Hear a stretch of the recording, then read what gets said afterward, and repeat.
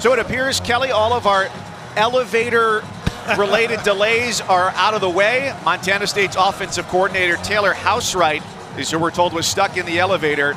And here comes the kickoff. We'll see how the ball travels today. That'll be interesting in the cold. How players are able to run, pass as well. And a touchback gets things started as South Dakota State opens up on offense. This year they won the Missouri Valley Football Conference, got their first #1 ranking ever, and a school record 12 wins, all since that Week 1 loss against Iowa, their only defeat of the year, and they're led by the sophomore Mark Gronowski.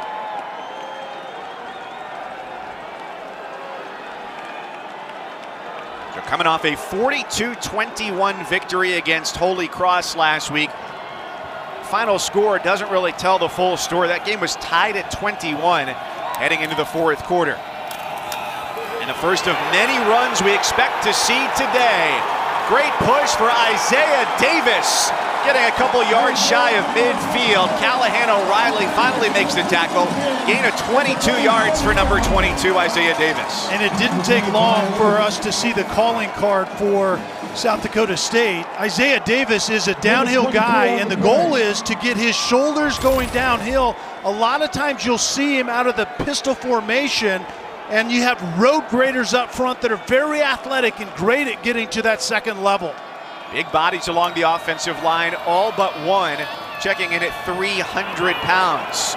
Tucker Kraft coming around the edge, the tight end, and he is into Montana State territory, an exceptionally talented tight end who's already declared for the NFL draft. And the offensive coordinator, Zach Lujan, said that we need to get our tight ends factored into the game early. And you talked about the skill set of Tucker Kraft, and you also have Zach Hines as well. Zach Hines is essentially another offensive lineman.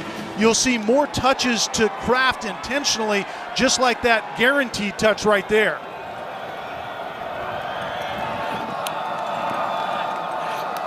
Second down and 3 for the Jackrabbits. Gronowski, the keeper. He slips one tackle to pick up the first down. Brought down to the 40 by the safety, Rylan Ord. And Mike, early in this one, this is going to be the difference in this year's matchup versus last season. Mark Gronowski was not there. Remember, he got hurt in that spring 21 season where the FCS played in the spring, and the Jacks got to that title game. In the first series, Gronowski goes down with an ACL, rehabbed the entire last season, and now he's back, maybe better than ever. Thrown for better than 2,500 yards, now run for over 300 on the year. He's got Isaiah Davis, a great weapon to hand it off to, and he picks up about 3 yards on first down. What South Dakota State does offensively, we talked about the run game, and that's really what their calling card is. Their favorite formation is what they call the bunch set, and they run a concept in the run game called duo, which essentially you have double teams on the line of scrimmage, and you just move people off the ball, and then those offensive linemen are athletic enough to then engulf that second level.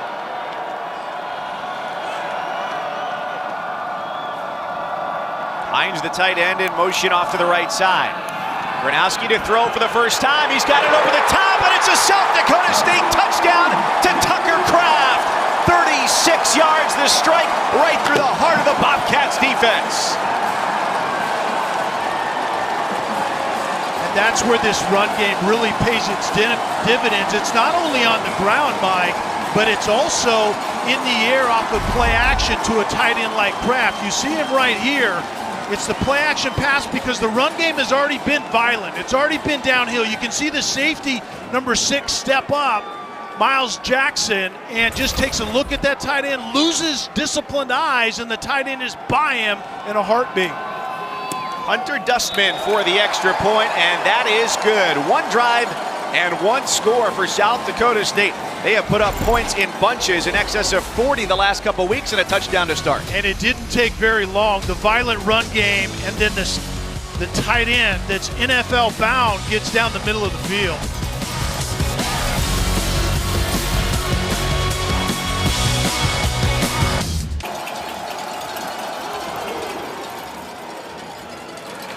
Kick is a short one, just inside the 20-yard line, and it'll be across the 30 on the return of 14 yards by Derek Snell, one of the tight ends playing up in that formation. Here's Tommy Mellott, the pride of Butte, Montana, a sophomore team captain. He's not scared of the cold, Kelly. He's got no sleeves under the jersey. Touchdown Tommy says no to the sleeves. That's an early development. And he was throwing the ball well in pregame warm-up. So we'll see how that part of the game plan goes today for Tommy Mellott. Well, they start there with Sean Chambers ready to take the snap. So the two-quarterback system is in effect from snap number 1.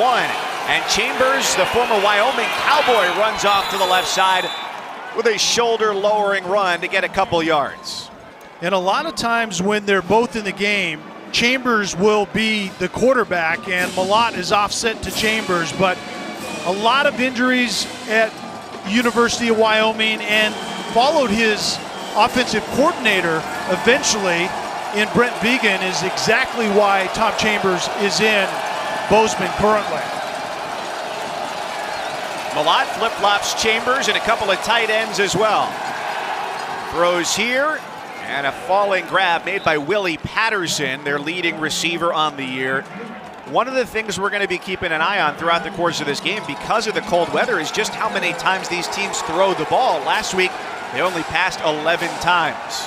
And anybody that handles the ball is going to be interesting. As the game goes on and your hands get cold, the feel of the football changes, plus the physics of the football itself changes. It gets harder and it gets a little film on it also. Third down and short. Mellott is in the slot. This could be a run from Chambers. Indeed it is, right between the tackles, and he gets leveled by Isaiah Stallbird after a first down run.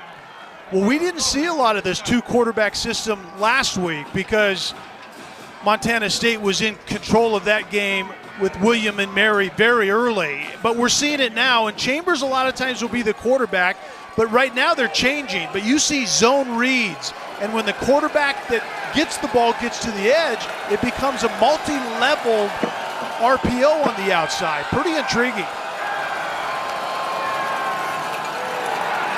It's Mellott. He spins away from two defenders, but he's brought down right at the end of the play. Adam Bach, the middle linebacker, just back from injury, already making an impact. And the Jacks defensive coordinator, Jimmy Rogers, said that the thing that we have to do is we have to pressure the decision-making point. So all of this kind of spread triple option mentality, you have to attack the mesh point and speed up the quarterback's decision-making. Mellott on the run. He can throw it here. He does. And a ping-ponging catch. Nicely done by Cleveland Thomas, who took 2 hits on his descent. A 19-yard catch for the first down. And this is what we saw in the clip that we showed in our open. When Tommy Mellott gets the ball on a true quarterback zone read from Sean Chambers, it becomes a run-pass option on the outside, and Mellott completes the pass right there.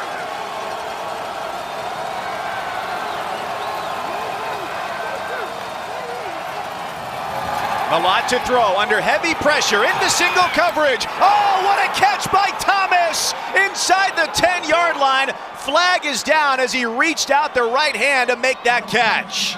And 34 yards. And this is going to be pass interference on South Dakota State, but this is how the game changed in last year's matchup. Defense, number 7. Penalties decline. Result of the play is You know, this was a back and forth game, Mike, until Tommy Mellott and his receiving core started to make the 50-50 plays. You see the pressure that South Dakota State tries to get on Mellott, but if you don't get there, this is the result. Man-to-man on the back end, and Thomas makes a spectacular catch. Chambers is to the right of Mellott. Isaiah Ifanse, the school's all-time leading rusher, to his left. Pick your poison. And the Jackrabbits take their first time out here with 8:56 left in the opening quarter, trying to catch their breath and figure out what's coming.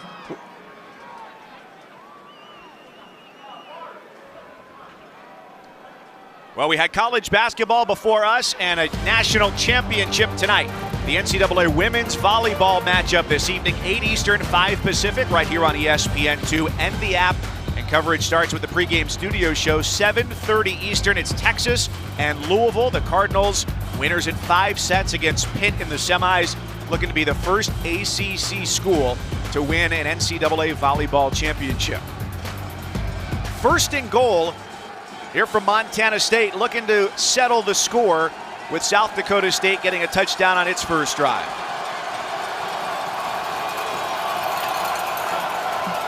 Tommy Mellott is going to keep those hands warm as long as he can before that snap comes his way.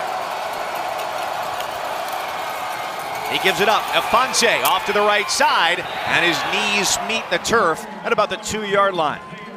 And a really interesting formation and a talented backfield when you have Tommy Mellott and Chambers back there as QB1 and QB2, and who's going to take the snap. But Afonso is healthy again, and he's one of the best running backs at this level when he's healthy. A menagerie of knee injuries. He didn't play all of this season, but he has a really explosive first step, and you're starting to see that again out of that young man. Chambers slides over. He takes it, plunges up the middle, and he's got his legs cut out from under him inside the 1-yard line. 3rd and goal coming after the tackle from Reese Winkleman, who comes off the field here.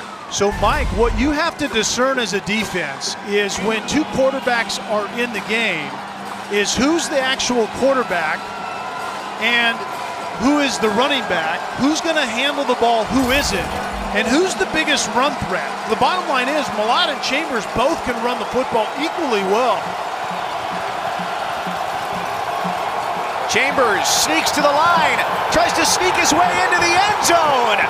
Jackrabbits were ready and waiting, and he is marked short. There was deception on that play, Kelly, with Mellott looking to the sideline as the decoy.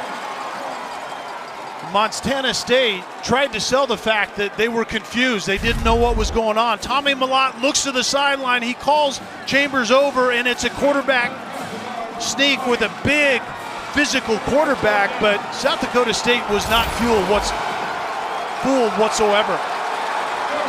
They need one more stop to keep the Bobcats out of the end zone on the first drive of the day. Chambers by himself, gives it one more shot, and falls across the goal line. Touchdown Montana State on 4th and goal. And with that call right there, Mike, I get the feeling that both coaches, by the way this game starts, think there's going to be maybe more points scored than they anticipated. Montana State isn't really built to play catch-up. And so 4th and inches is a great time to go for it when you have a quarterback like Chambers who has a feel in the tackle box to find a little bit of softness, in this case getting in the end zone.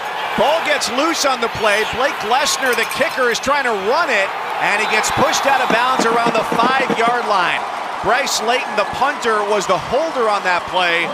It's difficult to get your hands on a ball cleanly today, and he feels the impact there. So still a 1-point game as Montana State gets into the end zone. And eventually Chambers finishes it off, but it's going to be a clown show at times with anybody that has to handle the football. We'll get our red noses out. Brookings, South Dakota. And you know what? You're in the right place if you want to dress up as Santa today, because that's probably going to keep you warmer than most places, although playing a brass instrument today may be akin to the flagpole dare in A Christmas Story. Only time will tell as the day gets chillier as we go along. Jaden Yankee on the return after the ball slipped out of his hands, gains the 20-yard line. And let's go down to Taylor Davis on the field. Yeah, like you said, Mike, the brave and the bold, and that is I down here on the field. We're right at 8 degrees right now. Feels like -12 with wind gusts up to 20 miles per hour. And as you can see behind me, a lot of the guys are having to stay in front of heaters. They've got blankets and coats all over the sideline. Now, the grounds crew has done a great job clearing the field. It's been a several-day process, but something both teams are having to keep in mind is traction, trying to keep their footing on an icy turf, as well as ball security. Kelly, you mentioned the differences that this adds, along with the grip. A lot of defensive coaches emphasizing that in tackles. Amar Johnson gets his first carry of the day. Kelly, what's the ball like today on a day where it's so cold? Well, it's progressively worse, and my question for Taylor is to see if on the sideline they're actually taking care of the balls in some form, if they have some type of a heating element for the balls that are not in the game. And then as a player, you lose feeling in your extremities, in your fingertips, especially with those that are handling the football. You don't feel the ball as well as you normally do, and that obviously could create ball security issues. Two running backs in the backfield. It's a throw to Jaden Yonke, the senior, who's caught 6 touchdowns this year. That's a first down and a gain of 18. And that's a great look at kind of the staple in the run-pass option pass game. You fake it inside. You have a second running back in Isaiah Davis pulling around and blocking the in-man on the line of scrimmage. But what the quarterback is trying to do is invite the second-level defender up to get the wide receiver just in behind him, has happened right there. Gronowski completes 65% of his passes. Not good on that one, though. Too tall for the 6'5" Tucker Kraft, who, as we mentioned, has declared for the NFL draft. Did that before the start of the postseason in a way that he said, I'm getting this out of the way. It's not going to be a distraction for me throughout the playoffs. And once again, the play-action pass, you can see those second-level defenders are kind of flowing up to Isaiah Davis as that mesh point. Gronowski stuck the ball in his belly. That's all the time that's needed for the tight end to sneak in behind them. And that ball was an errant ball. And again, the feel of it when you're trying to spin it as a quarterback is pretty difficult. Right up to the line, and Gronowski keeps to midfield, picks up 4.5, maybe 5 yards there on 2nd down and 10. That was an interesting play. I think that was Gronowski just seeing the fact that the center was uncovered in the middle of the second level. The linebacker kind of slid wide as well, so he just gets underneath the center. It's kind of just a two-man play. He lets the center know that I'm now underneath, I'm not in shotgun, and you run a quarterback sneak and get to 3rd and manageable. 3rd down and 6. Everybody on defense within 5 yards of the line of scrimmage. Gronowski, keeper, right to the 1st down marker. The initial spot is at the marker, and it is a South Dakota State 1st down. Mike, we talked about this on the open as I watched the game from a year ago. This was what was missing for South Dakota State, the quarterback run game that they had the previous spring with Mark Gronowski. He was a true freshman. He was an MVP and then got hurt. Davis, a yard through the middle. South Dakota State, Kelly, played 25 games in 2021, incredible. 10 in that delayed season in the spring, 15 in the fall. They also lost both of their coordinators from last year as well. But when Gronowski was out in that latter season of 2021, he was with Chris Oladokun, as we mentioned, on the Chiefs practice squad. They'd sit down together twice a week outside of what they were expected to do to watch film. And Gronowski learned how to observe the game in a different way, knowing that his number wasn't going to be called that season, but eventually that it would in the future. And here he is with a trip to the national title game on the line. They'll have 3rd and short after the run from Amar Johnson.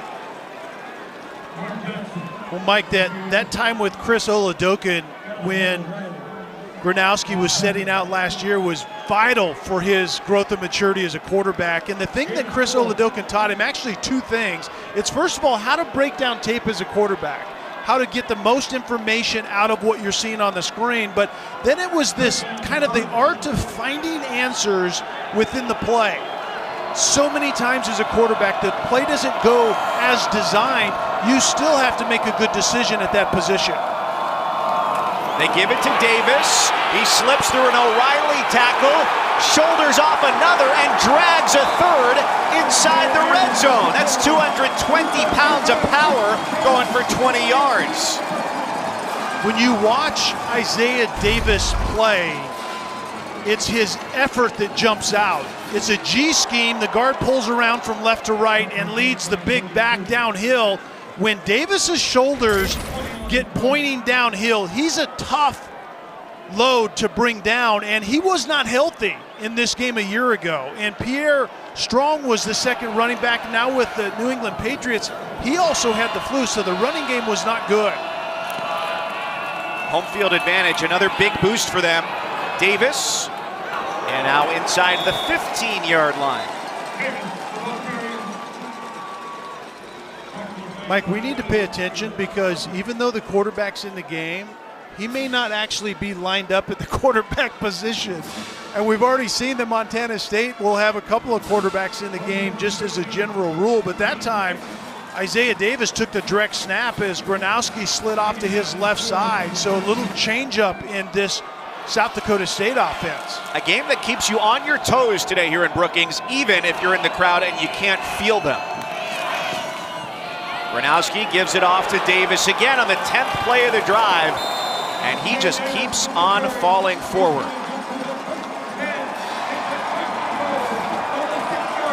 Well, guys, just an update down here on the Montana State sideline. Quarterback Sean Chambers has actually been taken to the locker room with the training staff. No updates on what the injury is or his status for the rest of the game, but I'll keep you posted. Thank you, Taylor. That's vital for a quarterback who, in coming here, was trying to leave behind part of his football past, 3 season-ending injuries in 4 years with Wyoming. First and goal. Gronowski to Davis, and he's down at the goal line. In between the 1-yard line and the goal line for Isaiah Davis, with the Jackrabbits looking to make it 2 touchdowns in 2 drives. They're not wasting any time getting right back to the line here. Gronowski sneaking it, and he is into the checkerboard end zone. Touchdown, South Dakota State.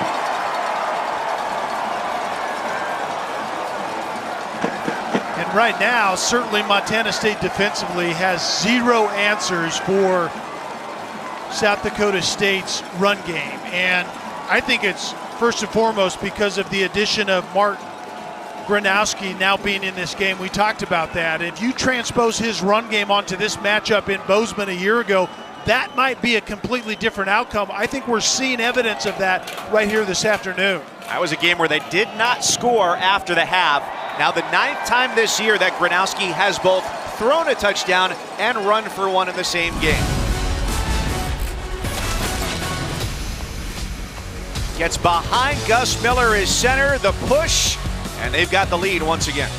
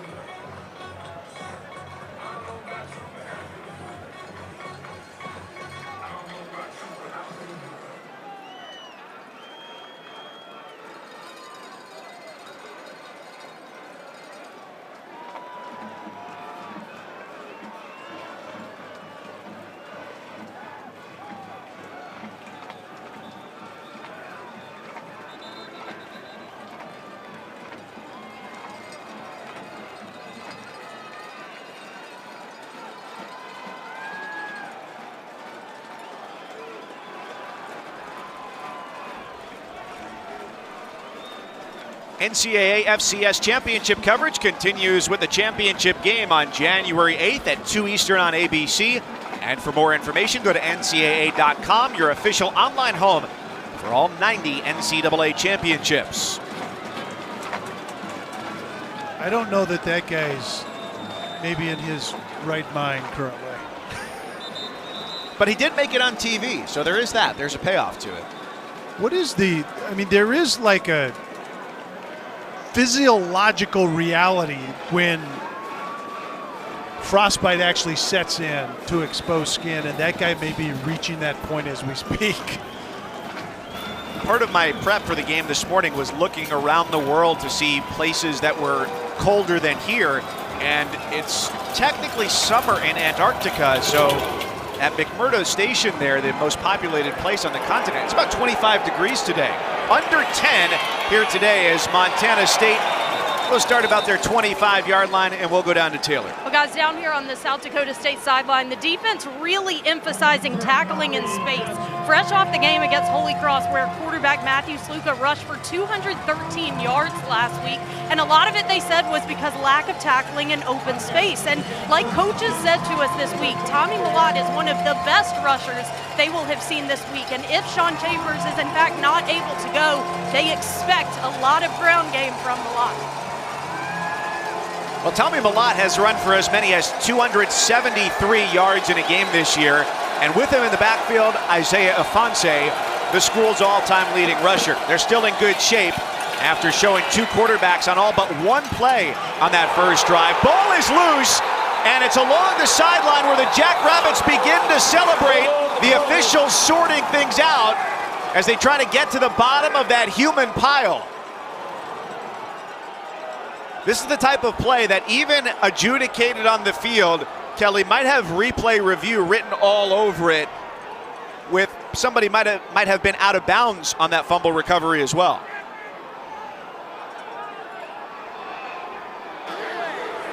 The ruling on the field is that the offensive player touched the ball while out of bounds.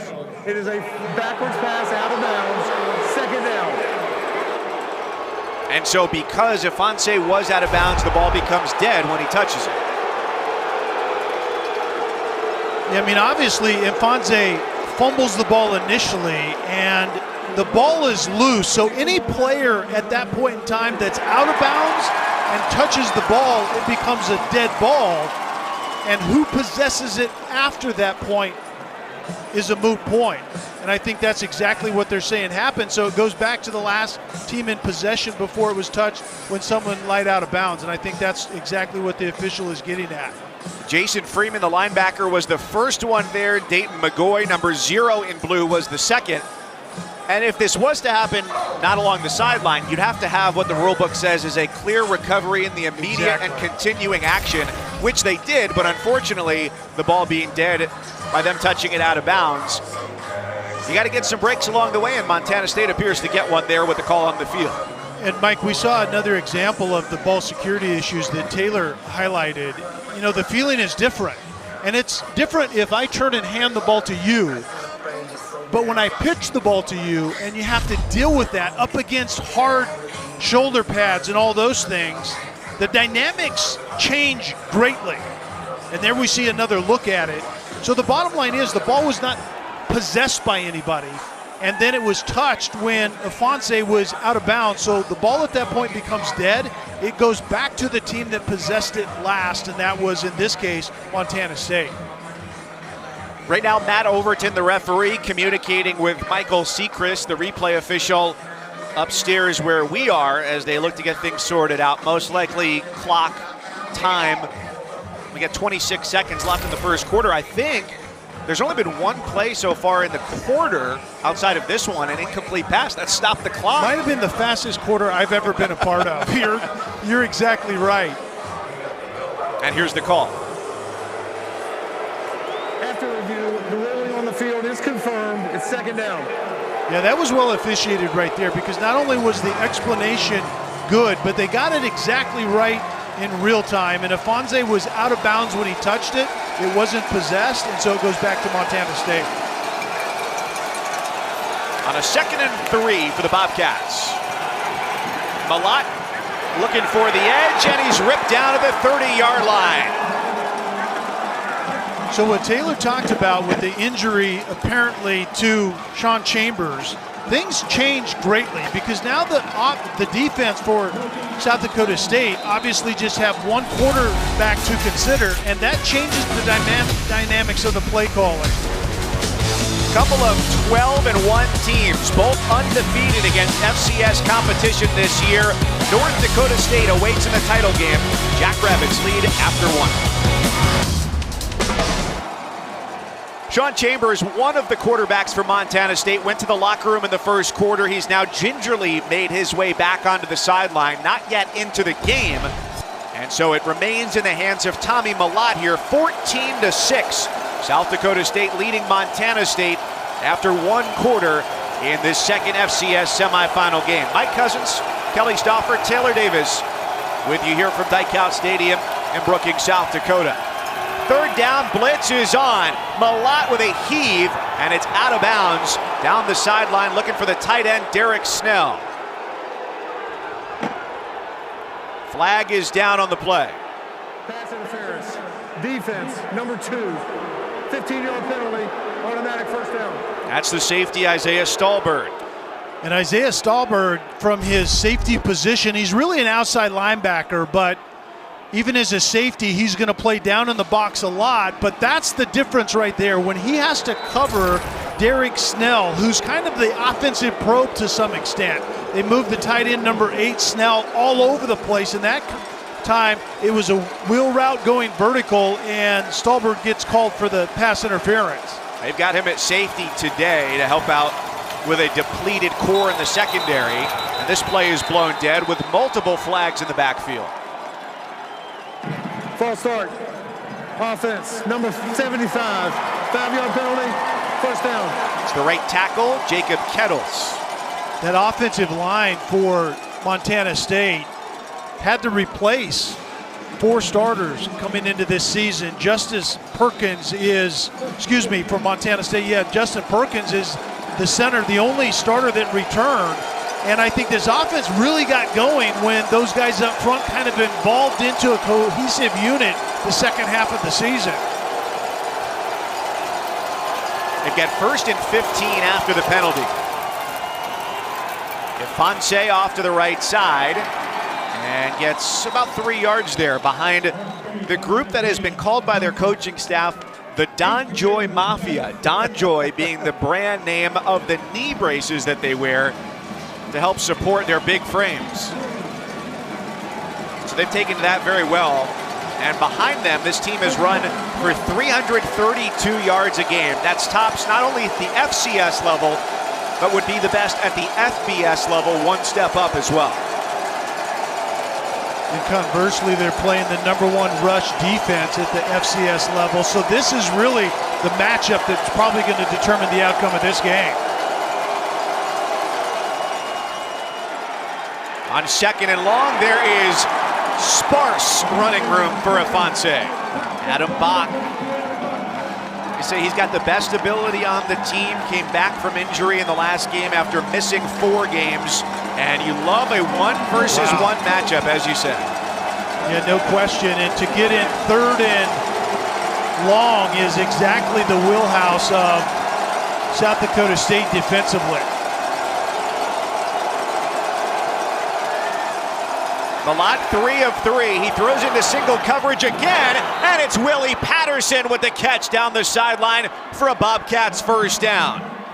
Willie Patterson outside matched up on Beenum, and this is what happened last year, and it was unbelievable how effective Malott and his group of receivers were at the 50-50 ball. And South Dakota State talked about the fact that they had to defend that really well today in this explosive area if they were going to come out on top in this one. On first down after the 24-yard pickup, Malott gets flushed. He evades the first wave, gets back to the line of scrimmage, and really nothing more than that as Bach met him at the sideline. And Adam Brock, you saw chasing Malott from his middle linebacker position.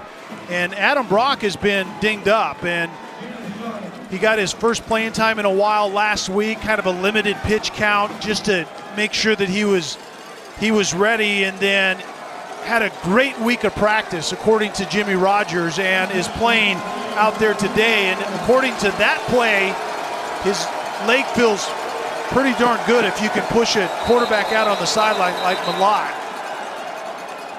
Another flag thrown by the referee, Matt Overton. Substitution. Offense. 12 players in formation. 5-yard penalty. Second down.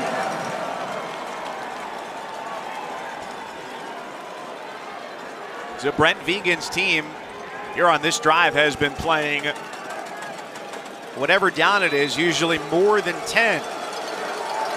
And a big catch by Patterson, helping to keep it alive. They've scored a touchdown. It was a dropped extra point try. That leaves them with 6 for the time being.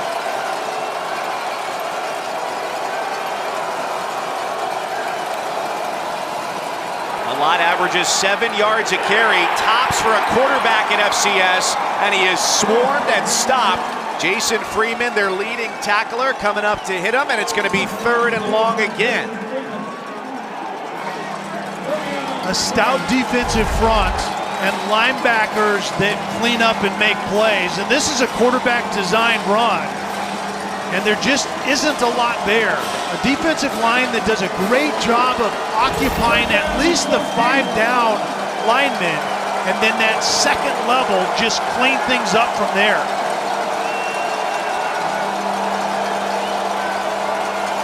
Play clock is down to 3 for the Bobcats. At 1.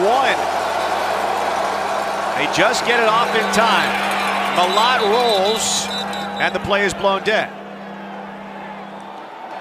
Delay of game. Offense. 5-yard penalty. 3rd down. Well, this is the first game on the road for Montana State since November 12th when they played at Cal Poly. It's a little bit of a different atmosphere for them after they finished undefeated at home for the 2nd straight year. Weather's not a problem. These teams know how to play in the cold.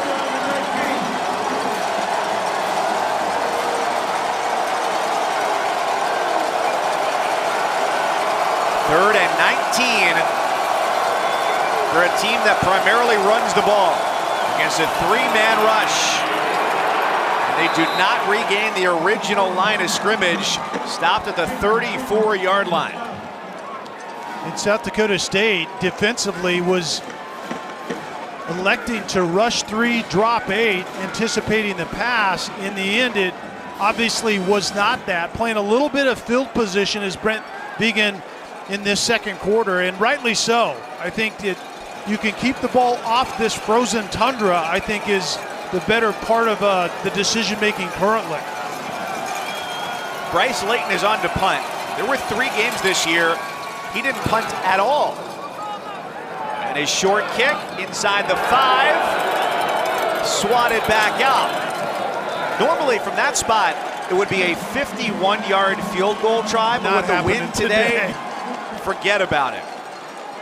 That's like kicking a brick. This was close, Mike, but no go in college football. It's where the ball is. And a touchback.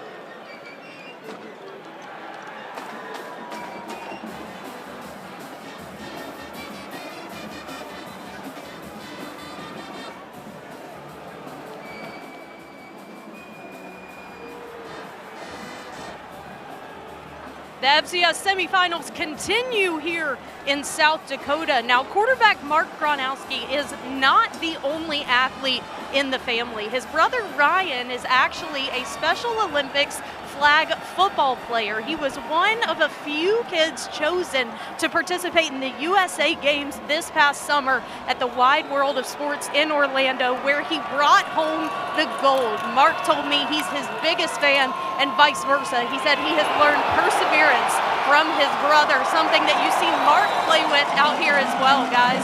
just an incredible showcase of perseverance. He said his brother is at every game. He is in attendance here today, but they cheer each other on playing a game that they both love. And Mark said it's been inspiring for him to watch his brother Ryan continue to defeat odds, play the games that he loves, and all while keeping a good attitude. We are thrilled that the entire family is here, but especially Ryan. And he told Mark before the game, I'm ready to watch you play in Frisco. Where it will be a lot warmer than the single digits we've got here today in South Dakota.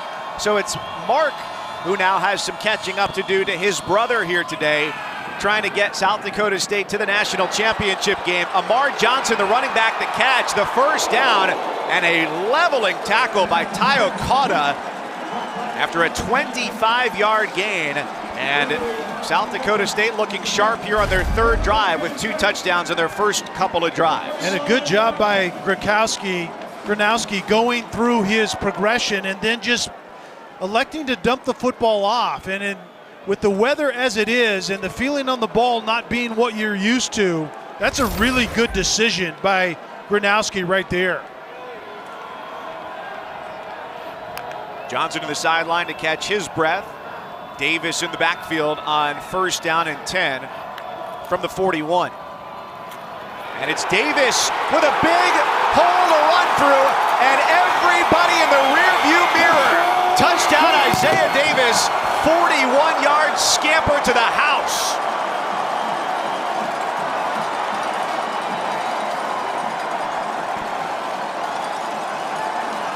South Dakota State loves to pull offensive linemen. It's an athletic bunch, a bunch of road graders that also can pull and get to the second level. And I think you're going to see it out of the right tackle. O'Brien right here is going to pull off to the right side. Also, the uncovered center, Gus Miller, will lead it as well. And it's zone run at times to get their running back Davis downhill, but then they pull 600 pounds and create another point of attack, and Isaiah Davis does a fantastic job of fitting in behind those offensive linemen and ending up in the end zone. Now the 9th straight game for Isaiah Davis where he scored a rushing touchdown. Isaiah Davis is thinking of going into the warm house. I think that's what the handle was that he was opening up.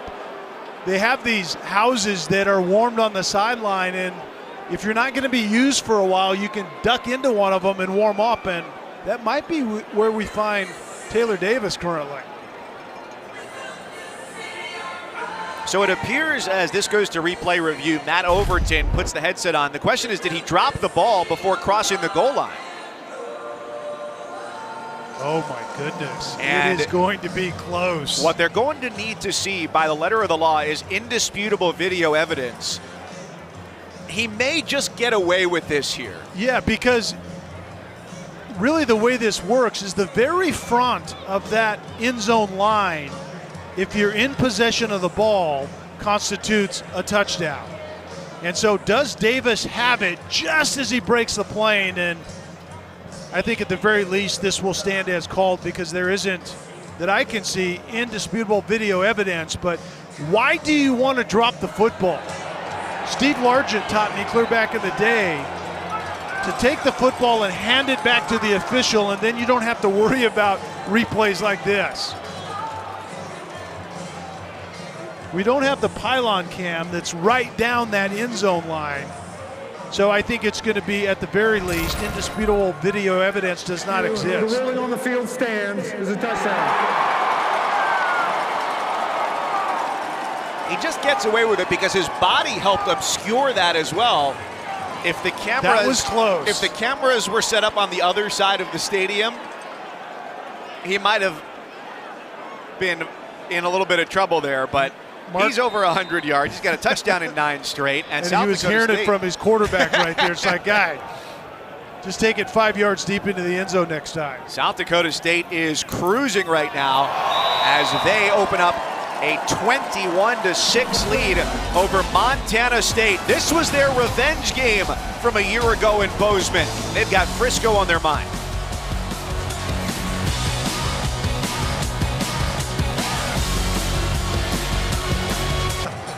Well, with the wind playing a factor here today, The ball can't sit on the tee by itself. And 3 touchdowns and 3 drives for South Dakota State. They kick it away again on this chilly day here in Brookings, South Dakota. As Taylor Davis will tell us, there are some ways to stay warm on the sidelines. You betcha, and I'm finding all of them. If you've noticed these trailers on both sidelines, they're actually additional heating rooms. So they're blocked off from the outside in these trailers. The door's completely shut. There's an additional heater and chairs inside of these. Both sidelines have 2 each. But guys, I gotta be honest, in cold like this, I don't know that the temperature is much different, but it is definitely blocking them from the wind. So a lot of guys have been utilizing them, including myself. Wise. Taylor is doing the wise thing, no question about that. 21-6, South Dakota State. Phenomenal starting field position here. But the Jackrabbits have been doing pretty much whatever they want on offense and bursting into the backfield to limit Afonse and Malott on defense. Yeah, Adam Brock is looking like his old self. And the interesting thing is that there have been an All-American at that middle linebacker position for about 9 years straight. Adam Brock would have been that guy if he wouldn't have got dinged up. But you're seeing him healthier today, and those are the type of plays that he's able to make.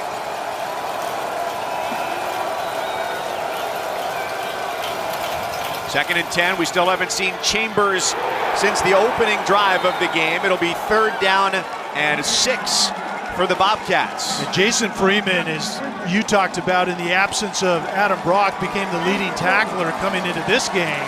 But those 2 guys together, you have Freeman number 11, and you have Adam Brock, and then you have Williamson as well that filled in for Brock when he was dinged up. That's a talented group on the back end at that second level on this defense. This team scores 45 points a game. Can't afford to go off the field here on 3rd down. Malott had time, and then all of a sudden it was wiped away. First on the scene was Cade Tervier, and the rest in blue followed. There's pressure in 3rd and long situations. Montana State cannot live here. Montana State also can't live in a game where they get behind. And that's what we're seeing currently. When South Dakota State defensively gets you behind the sticks, they're complicated on that 3rd down package, and they've gotten pressure on Malott today. Layton with his 2nd punt. The last one netted just 14 yards into the end zone. Yankee signals for the fair catch and lets it roll down to the 14-yard line. Some pushing, some shoving. 42 yards on the punt as it goes back to the Jackrabbits on their home field. And when Brent Vigen was a senior at North Dakota State in 1997, that's when South Dakota State head coach John Stiglmeyer took over this program. 26 years later, still at the helm, and their 11th straight postseason bid. They take over after the Montana State punt, and it's Gronowski off to the left side for a hard-fought 9 yards. And right now what South Dakota State is doing is they're just muscling up, and quarterback design runs. Isaiah Davis many times is leading. You maneuver a tight end to also get to the point of attack. And Gronowski's ability in that +1 quarterback run game is making a big difference right now. Isaiah Davis, 8 carries, 105 yards. The plurality of that, the 41-yard touchdown run, and he's bottled up there on 2nd down. Looks like he'll be short of the sticks. Nope, they do give him the 1st down, so a favorable marking there for the junior. And Mike, a lot of times stats don't tell the story, but one stat that's telling the story today, you have Montana State, the #1 rush team in the FCS, against the best run defense in South Dakota State at this same level. And right now, Montana State has 28 yards rushing. Conversely, this offense that's on the field right now for the Jacks are very balanced, but they're having their way on the ground currently. Gronowski flings it up the sideline. Tucker Kraft who's already caught a touchdown, grabs that before it goes out of bounds. Tucker Kraft will be used in the run game as a dominant edge setter. And this time he's in the backfield, and you can see him sneaking out to the left and running a wheel route on a linebacker. That's a mismatch for a tight end that has an NFL skill set, and you saw it on that play. They will be deceptive and move that tight end around, not unlike Snell is used for Montana State.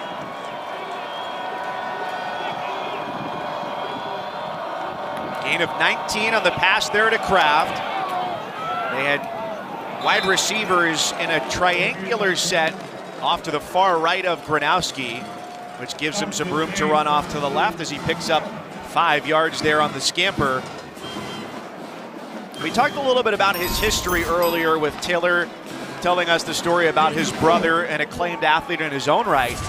Zach Lujan, the offensive coordinator for the Jackrabbits, said the first time they saw him was at a very high-level school as well, North Central College in suburban Chicago, which just won the Division III title yesterday against Mount Union. Saw him at a camp there his junior year. He's from Naperville, west of Chicago. And then senior year rolled around. It was still a good fit, and it continues to be here as they're a win away from getting to the FCS title game. Johnson scrapes a flurry off the field and is about a half yard shy of the first down. And it was kind of interesting to see how Mark Gronowski got back to this level. Remember that spring season where the FCS played after coming out of COVID. They played their season in the spring. The Jacks got to that championship game. Their quarterback goes down, rehabbed the entire year last year. So one of the big question marks is, does he get back to that MVP level? I think he's done just that. Amar Johnson gets covered up. Sebastian Valdez, first team All Big Sky on the tackle, and it is 4th down here. 2:48 and counting. When they took over on this drive, Kelly, we said to each other, this might very well be the last drive of the half, and that was with about 6.5 minutes to go. And they're going to try and keep it going here, just a few yards into Montana State territory. And South Dakota State is built for this. Their offensive line does a great job of being assignment sound. They hat people up and you add a tight end. Difficult to defend. Here's Kraft. The tight end goes under center and gets the push for the first down. It's a team effort. Well, Kraft will come in motion and do this very thing and go clear across the formation and block the end man on the line of scrimmage. This time, he goes as far as the center, takes a snap. That's not easy to do.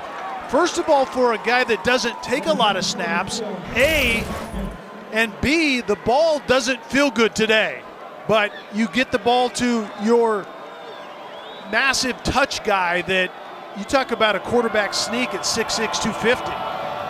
You might only break that play out once a season, maybe once a game. Who knows? For Kraft to do it once, that's a Kraft single right there to put him under center. Oh my goodness. All right, we'll stop there. I'm going to start marking these down because that's about the third one where I had to pause to know what exactly you were even talking about. Those will be the grievances you've accumulated against me. I don't know how I'm going to get it out of you, but somehow. You just put me outside for 5 minutes and I'll give up. This drive right here, right now, is like a will-breaking drive if Montana State can't find a way to get off the field. The Bobcats will get the ball to start the third quarter, but they'd love to have the score hold. Jackrabbits have other plans. Amar Johnson with a touchdown run.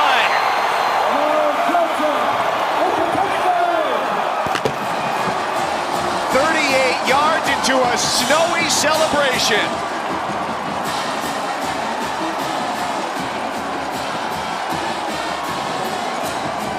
Montana State's defense simply has no answers for that Jacks run game. This is a very similar play that Isaiah Davis scored on, just the different direction. You get guys stretched out, and then the running back, Amar Johnson, makes a decision, plants his foot, and gets north and south. Well, and you've got that snowbank there to disappear into after that. They had more than 100 volunteers from the athletic staff, athletes, the campus community, including the school president, to clear the field for today, and the road getting clearer to Frisco as well. My cousins Kelly Stauffer, Taylor Davis down on the field today here in Brookings, South Dakota. Single-digit temperatures, and it feels a whole lot worse than that, especially right now for Montana State, as they're down huge against South Dakota State here with 1:03 to go in the first half. I do have kind of a postseason or a post-game plan for us. All right. We take one of those heated contraptions over there that Taylor was looking in, those houses. We have it drug out to the nearest lake. And we go ice fishing. We cut a hole in the bottom of it. It's our hut. That's our hut. That's a fishing hut. It's tailor-made for that. No pun intended. I sounded like you for a minute, Michael. Oh, it's rubbing off. Bobcats here, if they can get something going, could double up. They're going to get the ball to start the second half, and Derek Snell goes high for the catch at midfield, the tight end with a first down grab. And Malott is yet to have an incompletion. He's 5 for 5, but remember, that's not the way that Montana State wants to play this game. But now at 28-6, they're going to be forced to do just that. They started the game with their two-quarterback system. Sean Chambers went to the locker room, has not returned since the first drive. A dart down the middle, pass complete to Robbie Alston. That's his first catch of the day, and all of a sudden, the blink of an eye, they're down to the 20-yard line. Cale Reeder was the safety that just takes a bad angle. You can see him on the hash, and it just crosses his face. And Alston had a path to the end zone if he didn't slip on this frozen tundra. 45 yards in the last two plays. That was dangerous. Alston diving for it. Cale Reeder, who was burned on the last play, was there in coverage. And maybe Montana State is finding a little something out of necessity, no less. The pass game has been working fairly well, and there is this theory, even though the footing is not great as reported by Taylor from the sideline, the offense knows where they're going, and the defense is always in reactionary mode, and maybe that will prove something good for Montana State in the second half. They got 28 seconds and all three timeouts. Malott under pressure, slips the first, and is brought down by the second. Cade Terbier. And they got to take a timeout here to stop the clock at 21 seconds after they lose 10 yards. And Adam Bach had pressure as well from his middle linebacker position. You can see the slant to the left of the offense, and then Bach stunts around the outside, comes clean. Malott's able to avoid that one right there, and then Terbier is just there to clean it up. And what they've lost without having Chambers, the other quarterback, able to come back into the game is some element of deception. I think that's what this game plan was built on. And remember, we talked about the two-quarterback system, but it really didn't come firmly into focus until the last few weeks because both quarterbacks were hurt on and off. This was the plan all season long, and then it started working well when they could keep both on the field, both healthy. But obviously, that's off the table now because of the injury to Chambers.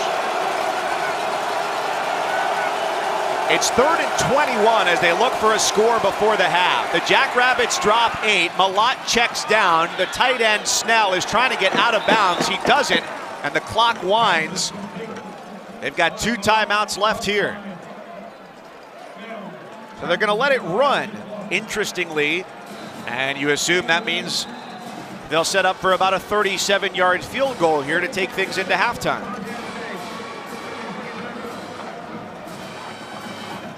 Kelly, 2 timeouts. They had enough time to run That's another play point. there. Yeah, I was thinking the same thing. With 2 timeouts, I think he had a chance to stop the clock, maybe take one shot into the end zone. But I think that's where a head coach who has to make that decision takes into account the conditions. Even though Malott has thrown the ball well today, the footing isn't great. It isn't how Montana State is built to throw the ball vertically in the pass game, so that may have gone into this and try to get 3 points on the board before halftime. Blake Lesnar from 37. South Dakota State says, hey, we've got timeouts too. Second charge timeout. And we're going to make you think about it. South Dakota State, 30-second If ever timeout. you're going to freeze a kicker, it's today. That's 2 for me, by the way. That's great. I love it. Bring them on. We're in the national semifinals. You got to be at your best, Kelly. And you see the kicker just trying to get footing as they're kind of like a chicken out scratching in the chicken yard, trying to find good footing to get this football off. Taylor, what does the field feel like as you walk across it? Slippery, I got to be honest, and I'm just walking. So I'm watching a lot of these guys. Some of them are trying to run on the sideline just to gauge traction, and it's getting worse as the temperature is dropping. Last play of the first half, Glessner from 37. And it's a low kick, but it is good. And that gives Montana State 9 at the break. They'll get the ball to start the third quarter. If there is a silver lining for the Bobcats, it's this. They scored a field goal at the end of the half. They did have more time. They elected to let it wind down a bit. And so they've gotten themselves back in it, and they get the ball here to start the second half as well, as Derek Snell makes his second kickoff return of the day, and we go down to Taylor, who hopefully is feeling all of her extremities. Jerry's still out on that one, Mike. But I did speak with head coach Brent Vigen at the half, and he said, look, it all starts at the point of attack. He said exactly what we expected heading into this game. Their front is big, they're physical, they're athletic, and we're not matching it. He said we haven't sustained drives and we haven't tackled. Those are his 2 points of emphasis for this second half to flip the script. He wants to see the offense get out on the perimeter where possible, sustain drives, and tackle effectively. But update, guys, quarterback Sean Chambers is officially out for the game. Taylor, thanks for that update. That's a blow to the offense for Montana State, which astonishingly only held the ball for about 90 seconds fewer than South Dakota State did in the first 2 quarters. And Kelly, you alluded to this briefly in the first half, that although coming into this game and really in the postseason, the expectation was to see 2 quarterbacks, a good portion of the year was spent just playing one. Yeah, and that 2 quarterback system really didn't become ultra effective until the last probably third of the season. And that was the game plan today, however. We saw that from the first snap that Montana State took, and certainly that's out the window at this point in time. So Chambers, a big absence, over 800 yards rushing, 18 rushing touchdowns, and the throw is complete to Thomas, who makes another catch. That's his 3rd of the day, and it's good for a first down. And a saving grace may have been the fact that Tommy Malott did feel comfortable throwing the football in that first half. He's 8 of 9 and didn't have an incompletion until late in that first half. So I think he feels good throwing the football. His receivers seem to be getting from point A to point B well also.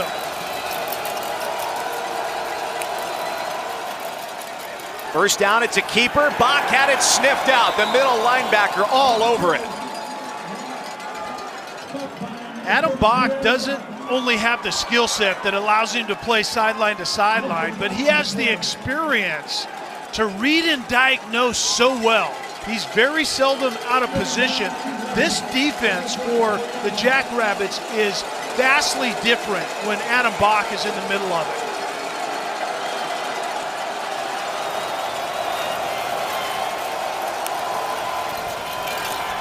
Malott lost his footing and then lost his ability to stay upright. Reese Winkleman with a crushing blow from behind. Well, the creativity in this offense has just gone out the window. And the injury we see, I believe, is Jason Freeman that is on the ground currently. But without Chambers in there to give that odd look with 2 quarterbacks on the field at the same time, Montana State is just trying to find something that works.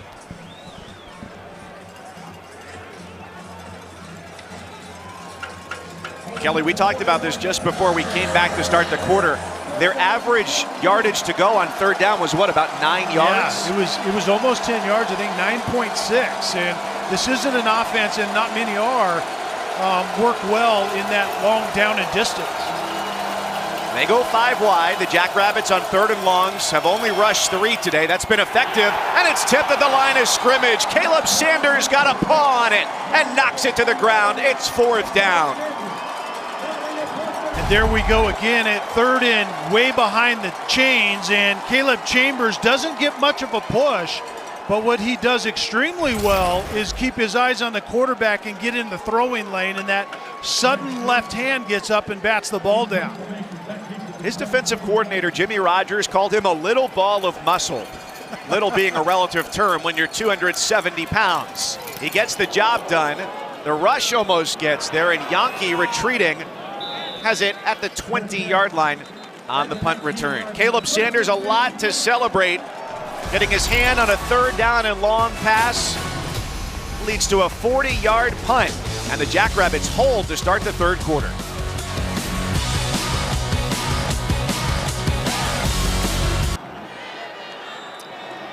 For more information, go to NCAA.com, your official online home for all 90 NCAA championships. South Dakota State right back to it, and a big play to start this drive. Jackson Yankee, his first touch of the day, and it's into Montana State territory. The senior wide receiver, 38 yards. When you run for 216 yards in that first half, any semblance of play action puts so much pressure on the defensive side, and this is almost like a Tim Tebow jump pass type of look, and then the receiver Yankee comes in from the outside, and perfect timing, perfect execution by South Dakota State. A Mahomes-esque throw on the angle there from Gronowski as he lowered the arm, and now hands off to Davis, bowling his way through defenders and staying upright to get the first down to the 30-yard line. 12 more for Davis. And both of these teams, Mike, how many times did we hear, we have to tackle well, which seems like a keen grasp of the obvious, but both teams run the football so well. They have yards after contact, and today Isaiah Davis has been a beast when he gets going downhill. Davis, 11 carries, 124 yards. The touchdown run that went for 41 yards as well. And he's in there along with Johnson, who's got a touchdown on the ground. Jackrabbits perfect every time they've had it today. Long way to go for a throwback across the field, and Gronowski couldn't hang on.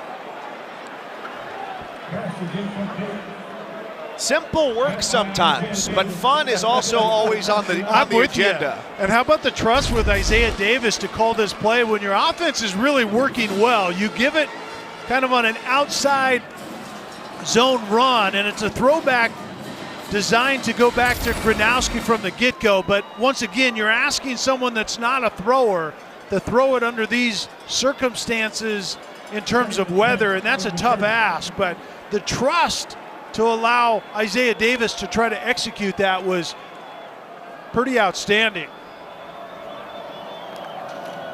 Well, their offensive coordinator, Zach Lujan, he's only 27 years old.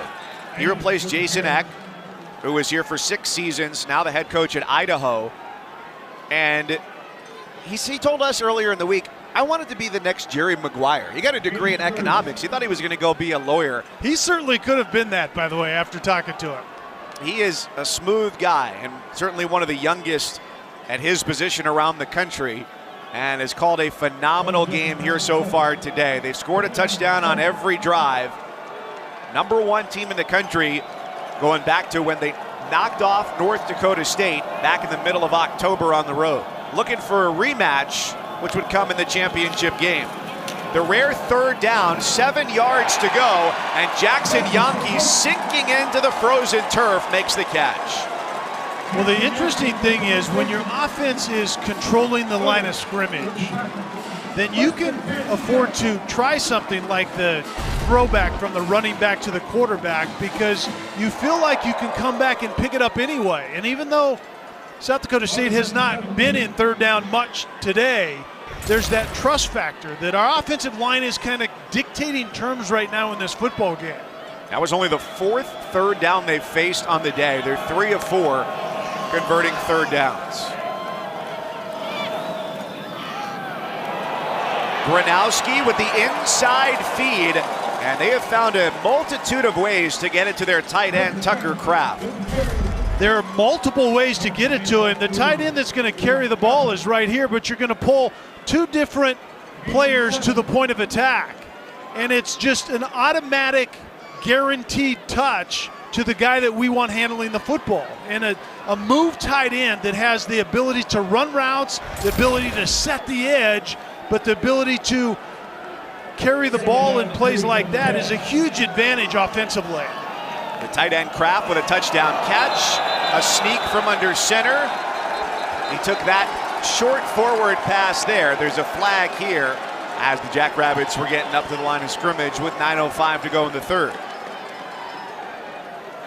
Offside, defense, number 7, 5-yard penalty, results in the first down.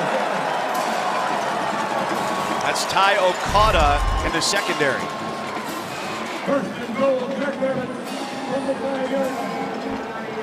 How about Mason McCormick?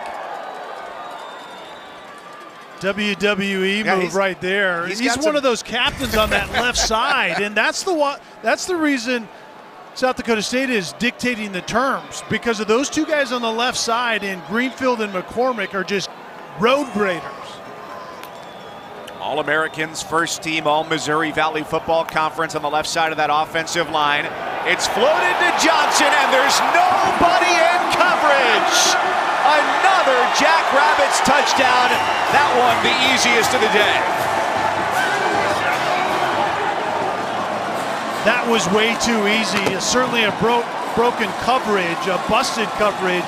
The receiver on the outside just comes trafficking inside, and then the running back slips outside, and obviously not a great deal of communication going on. A lot of attention being paid to Zach Hines coming inside. The receiver sitting outside of him runs a crossing route also, and you just leak the running back out into the flat. You force the defense to communicate, and Montana State did not do it there. Going for two here, it's Gronowski under center. Quick throw, and it works. Jaden Yonke for two. Everything South Dakota wants, South Dakota gets. And Jaden Yonke just motions into kind of a bunch formation and gets hit. And then once again, it's a matter of communication, and all Jackrabbits on the frozen tundra this evening. Later, John Stiglmeyer, still a head coach. He said, I wasn't smart enough to ask him why he said don't get married, because generally in coaching you are married to the profession, you are married to the team and the game. John Stiglmeyer has made a happy life out of both. And a great day for his South Dakota State Jackrabbits. Derek Snell on the return here for Montana State, barreling his way up the sideline. And this, if there's going to be a comeback, is what the Bobcats need here. 66 yards on the return, so very happy memories from those two departed members of the Montana State and South Dakota State football families. And we see Snell on that return creating fantastic field position for Montana State, and you're right. If something good is going to happen, maybe this is the start of it here, but Derek Snell is a really good tight end, but that's the second return that we've seen today. Those really good players on both sides of the ball play special teams also at this level. They started with two quarterbacks. Chambers hurt. It's Malott the rest of the way. He flings it for Snell, who hurdles his way across the 20-yard line. Snell, the junior out of Anchorage, Alaska, and that is Sean Chambers, who is third in FCS in rushing touchdowns, played the first drive, and now in a boot for the remainder of the game. Yeah, and that's a tough thing to see, because Chambers was banged up at Wyoming. I think 3 major injuries, and then ended up following his coach eventually to Montana State, wanted to finish his career playing for Coach Vigen. Word has it that Sean Chambers is coming back for one more season next year, and so hopefully that young man can get healthy and remain healthy. They'll have him, they'll have Malott, they'll have Isaiah Afonse as well. Malott running for the first down. Afonso has really been quiet today. Just 5 carries for 14 yards for their all-time leading rusher. And Jason Freeman we saw go off earlier. You can see him kind of letting that left arm hang just a little bit, but certainly great news that he was back on the field right there. Midway through the third, it's Montana State looking for a touchdown since their opening drive. They got a field goal at the end of the half. It was a touchdown and a botched extra point that left them sitting at 6 points for most of those first 30 minutes.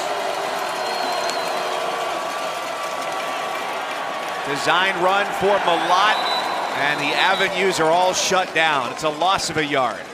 You know, in that play right there, Mike, just kind of transpose Sean Chambers into the backfield.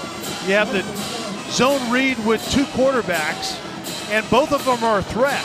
And if the running back is actually Malott and gets to the edge, he runs a run-pass option outside. But South Dakota State doesn't really respect any other kind of edge rushers in this offense now that Chambers is not in the game. The best rushing offense in all of FCS or FBS. Just a yard a carry tonight. And part of the problem, as Caleb Sanders there swallows up Malott, you see him scampering there like a cartoon character starting to run, and your feet don't go anywhere. Yeah, imagine driving a car on ice, and this is what it's like playing on a field like this. And as it got colder, as the sun went down and all those things, the traction is completely degrading, as we saw in that play. But once again, there isn't respect for the threat of Willie Patterson on the fly sweep motion, potentially carrying the football. It's all on Malott's shoulders as we speak. They need 14 here. On average, they've needed to pick up 10 yards on third down. Malott doesn't have room to run for it. He throws to the end zone, and the ball bounces away from Pickering, the tight end.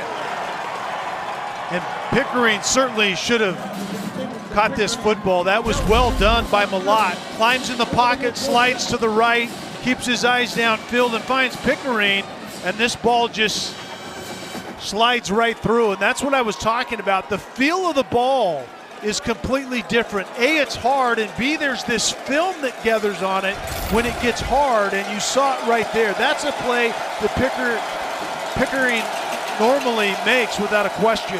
Glessner hit from 37 to end the first half, and this try from 36 is good as well.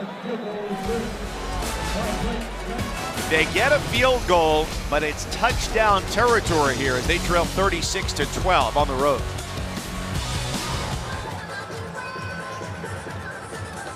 It's not for the faint of heart today here in Brookings, South Dakota.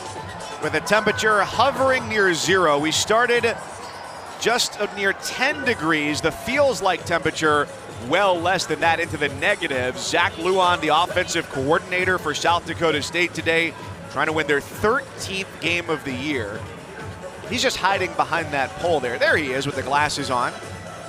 They've got 5 drives today, Kelly. 75 yards, 79 yards, 80, 85, and 80. All of them have ended in the end zone. Yeah, no punts whatsoever. They've been completely optional today, but again, Zach Lujan has counted on that offensive line to do their job, and man, they have been impressive. Montana State kicking away after a made field goal. Angel Johnson on the return out across the 25. So it's cold here today, but that's not anything new for Zach Lujan, who played quarterback here and is a native of Anchorage, Alaska. When he goes home, he loves to bring members of the staff with him as well. Says his favorite thing in the world to do is go out fishing. And all of a sudden, when he brings them back home, since most people, safe to say, have not been to Alaska, he's the expert. Yeah, I know everything about snowmobiling. I know the best place to go get salmon. Loves to bring his friends and his colleagues back home. Amazing eating demonstrated in those pictures, no doubt. Fresh salmon, go home and throw it on the grill, incredible. He did say, though, that most TV shows that try and really encapsulate what life is like in Alaska tend to get into stereotypical stuff a little bit as well. Anchorage is 300,000 people. It's a big city, Taylor. It is indeed. I thought it was interesting what Coach Stig told us about both of his coordinators who are first-time play callers. He said even back in spring, we were simulating game-type situations so that they could practice play calling. That was an element of their practice, even in the offseason. But quarterback Mark Gronowski talked to me about his relationship with Lujan and said, we have such a collaborative in-game workflow. He said, we are in constant communication. He likes to take my input, what I'm seeing, what I'm feeling in the moment. It's allowed both of them to grow in their respective roles. The age factor probably a help for Lujan as well. He's only 27. His last year on the field here was 2016.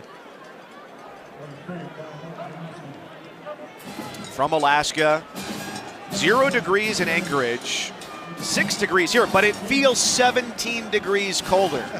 It's all about how it feels. Just ask Taylor.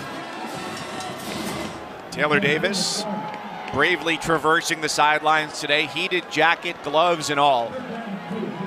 And the last note really on Lujan and Gronowski, which I think stood out, is I don't know how many 27-year-olds you've met that have quoted Bill Walsh, but he talked about his development at quarterback here as they narrowly convert that third down. The quote from Bill Walsh was, you can't win with a quarterback who does everything you tell him or who does nothing that you tell him. And Gronowski has found the happy middle in creating things on his own, even if it's not exactly what Lujan called for. Yeah, and Zach Lujan talked about the important year last year with Gronowski learning under Chris Oladokin, and that was some of what he learned. The art of finding the answer in the play. So a quarterback is trained, and you know what perfect execution of a play looks like, but when it breaks down, where do you go for your answers? That's what that Bill Walsh quote has to do with. And the answer at the moment is to the sideline for a timeout. Doesn't seem as though they were all on the same page looking for the play call.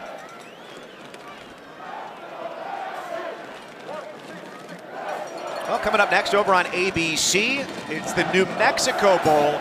Get ready to see a lot of offense. Just because Sonny Dykes is not at SMU anymore doesn't mean that their offense still isn't fantastic. SMU against BYU, 7:30 Eastern. That's on ABC, ESPN Deportes, and the ESPN app.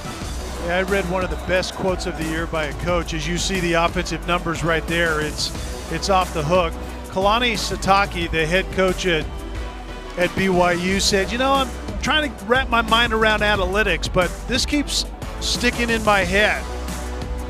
Data would show that if you jump out of the third floor window, you're going to get to the ground more quickly, but it doesn't mean it's the right decision. So that's where Kalani Sitake comes from, where analytics is concerned. So he's on board with 9.8 meters per second squared and all that kind of good stuff? I don't think he is, actually. He's all about feeling the game. He's a defensive coordinator at heart, and so it'll be interesting to see how his BYU squad does against that avalanche of yards and points that SMU throws out there. I always think it's kind of a regressive take when coaches say, I don't care for analytics, because your conversion rate on third down is an analytic number. It's just not as advanced as some others. We always rely on numbers. At some point,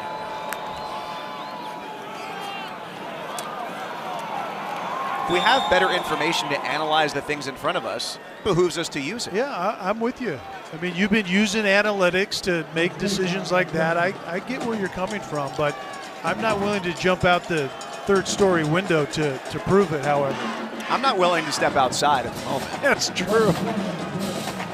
My cousins Kelly Stauffer, Taylor Davis, here in Brookings, South Dakota. Taylor's really the only one who has to contend with the elements, so we'll let her weigh in too. I mean, it's just comical to me how much y'all are like, 5 minutes out there? Absolutely not. But you know what? One thing I noticed recently, Kelly, you mentioned the different feel of the ball. You have a different feel of your hands at this point, too. A lot of the guys over here on the sideline, the main thing that they're putting in front of the heaters are their hands and their feet. That's really the big difference down here. And you have to think for receivers and even the quarterbacks, everyone holding the ball, your perception of your hands at this point also starts to go. Really, everything starts to go, guys. I haven't felt anything in quite a while. Everything starts to go. Well, it's a great point because we saw warm-ups, and Mike and I were talking about, you know, the kicking game seems to be working well and quarterbacks seem to be throwing it well, but that degrades over time. The ball doesn't stay the same. It's harder and it has that film on it as it gets colder, but also you're not feeling your own fingertips as well as you once did.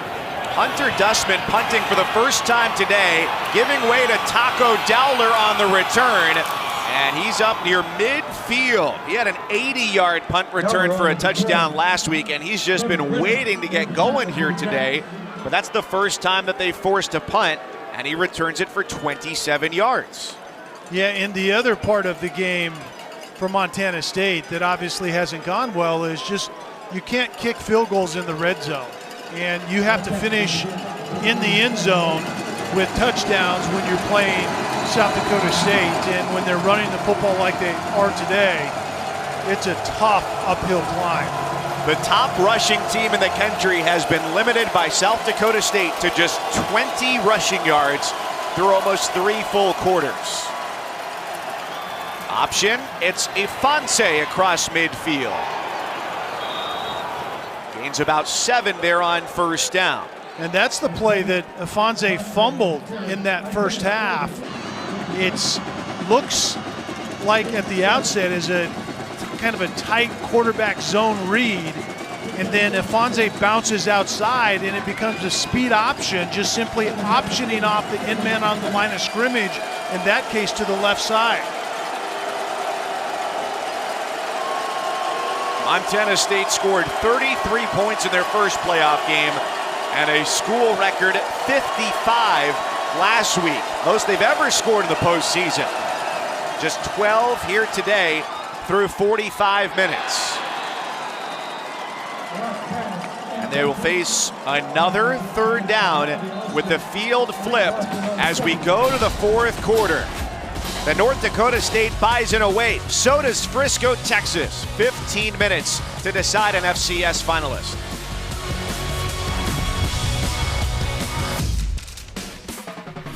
Fourth quarter back in snowy, freezing Brookings, South Dakota.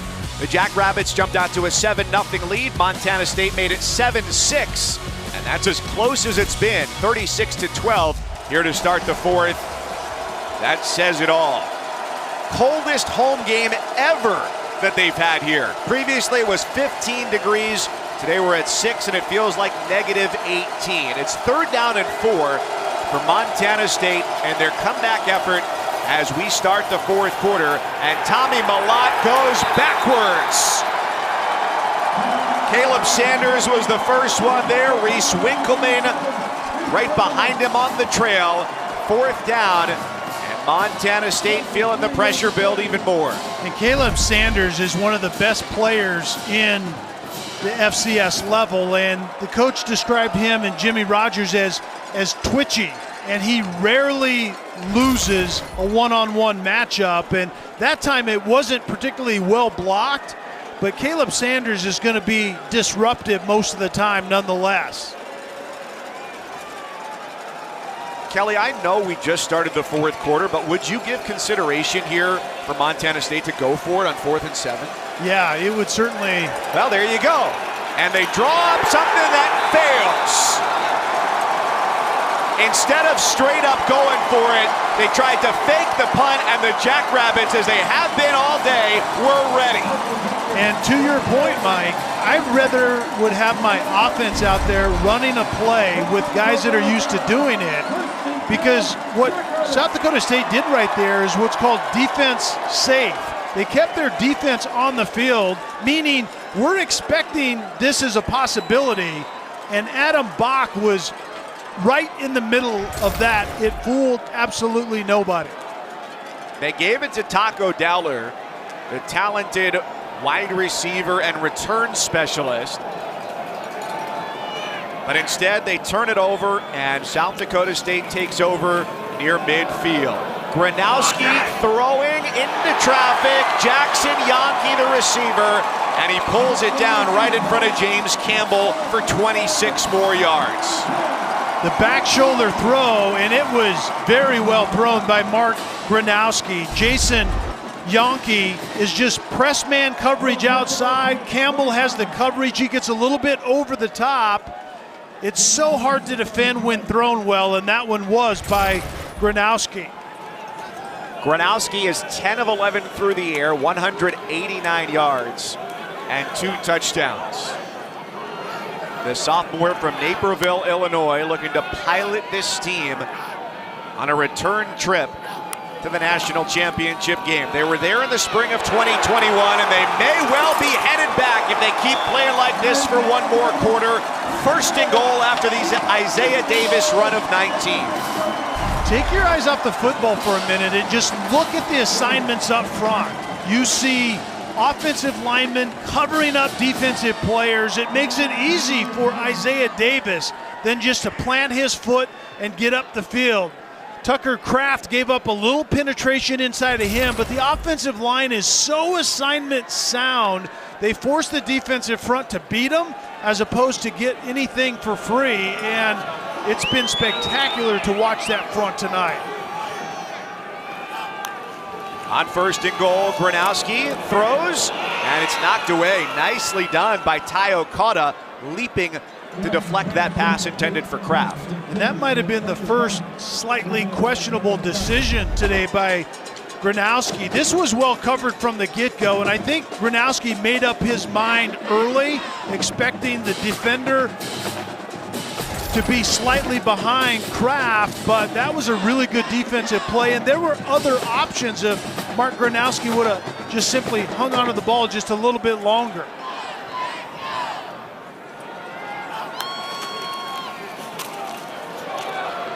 Davis stopped at about the 4.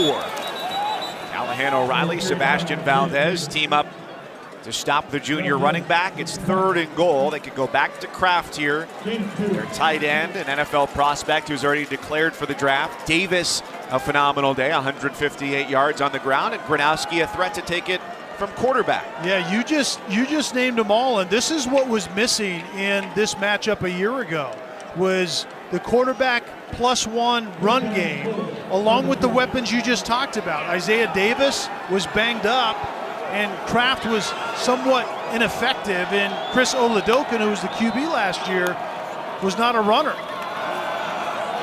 Gronowski gets flushed. He's only got 2 options to throw to, and he chooses option C on the Scantron. That's throw it away, and now they face 4th down. That was a really good decision. Quarterback decision making, deep red zone. You talked about the 2 options. He had his big tight end in the corner of the end zone. Canyon Bauer, the wide receiver, was also there. They're covered. You're in scoring territory. Don't force the football, especially in this situation. Good job throwing it out of the back of the end zone and giving your kicker an opportunity. A chip shot opportunity at that for Hunter Dustman from 21 yards out.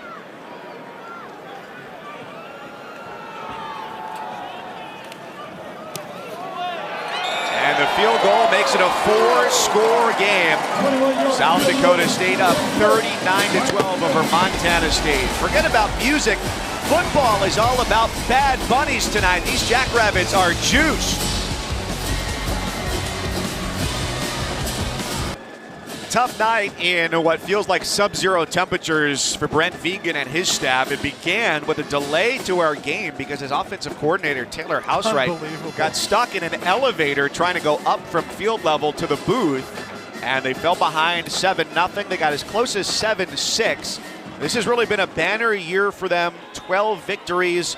Their only loss of the year was against Oregon State very early on, and they have really been dominant. 3rd best scoring team at the FCS level as well, the top rushing team at the FBS or FCS level.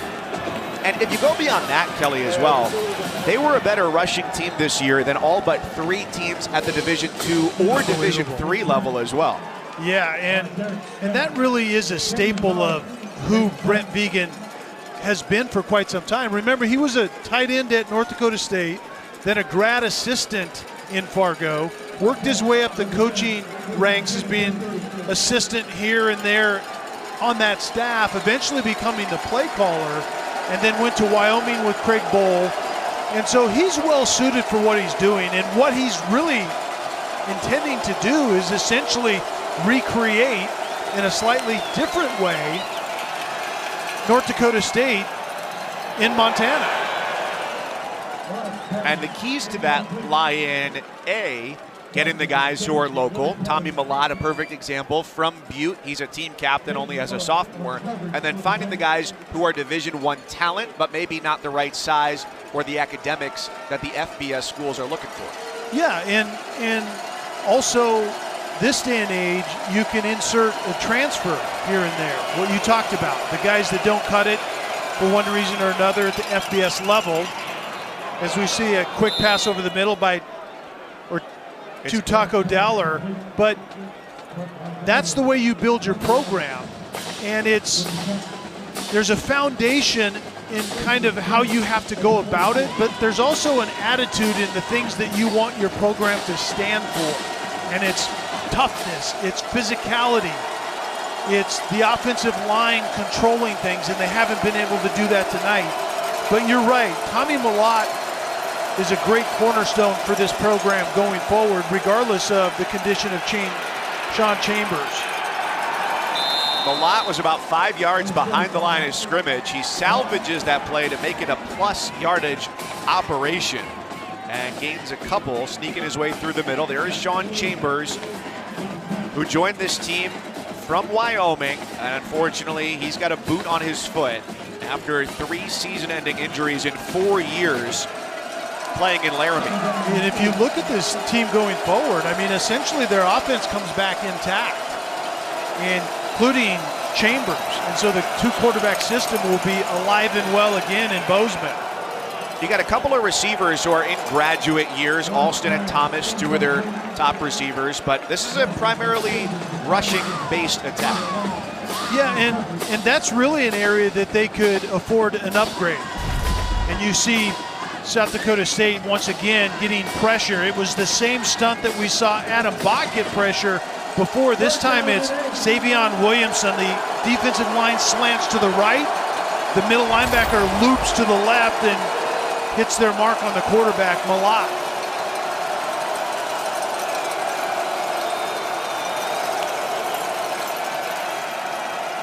And Millott unleashes. That's a difficult catch to make. Cleveland Thomas, as we've seen, 16 yards. Trayton Pickering, a tight end, dropped what would have been a touchdown earlier right through his hands, and this was a dart. Yeah, and this is against drop 8. You rush 3, you drop 8. There's a ton of structure on the back end. But that ball was thrown on time to the right guy, and that's some talent that I think in the future that they need to extract from Tommy Millott. Not just the outside run ability, but his pass ability as well. They threw into double coverage there, looking for the tight end Pickering as well, the Montana native who grew up playing 6-man football. And that was an even higher degree of difficulty. Well, the thing, Mike, that I think has to happen going forward is Tommy Millott, as we were just talking about, has to advance as a passer. He's not really a progression type passer right now, meaning a lot of times the field is cut in half and he's looking at one guy or another, and that has to get better. You know, he was coming out of more of the Taysom Hill type of role last year until the playoffs, and then he made a magical run in the playoffs, but came up a little bit short in the national championship game. He throws into traffic again, and this time he pays for it. Adam Bach with the interception. And this is a great example of what I was just talking about that has to get better with Tommy Millott. He stared down the tight end.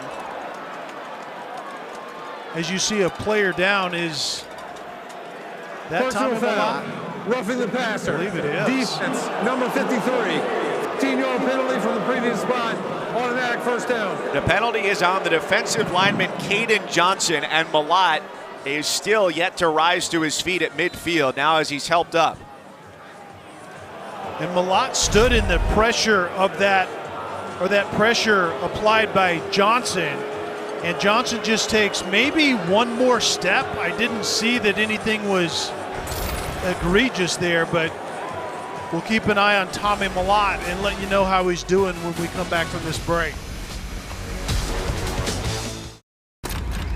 Welcome back to Brookings, South Dakota. Let's take a look at that last interception. And this is what I was talking about, where Tommy Malott has to grow. Look at number 3, Coy Steele, underneath this route. That's where the ball should have gone.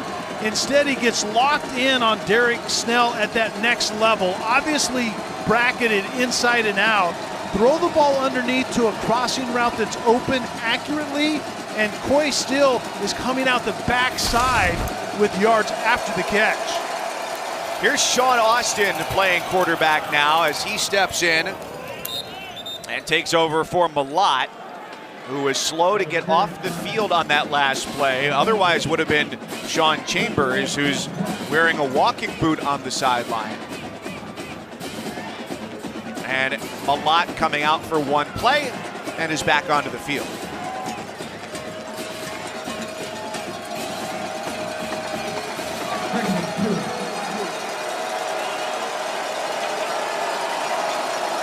Bobcats haven't found the end zone since the first quarter.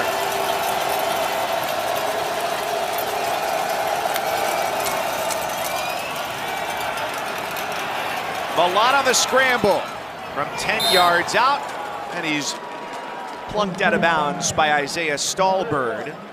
This game, a trip to Frisco on the line, January 8th, the FCS championship game. North Dakota State already clinching their spot there yesterday with a come-from-behind win in the Fargo Dome against Incarnate Word.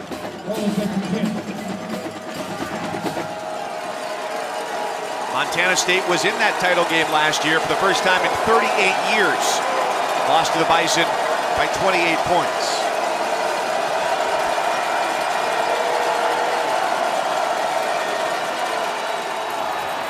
Malott veers left to the 5. He's got room at the goal line. And Tommy Malott has a Montana State touchdown.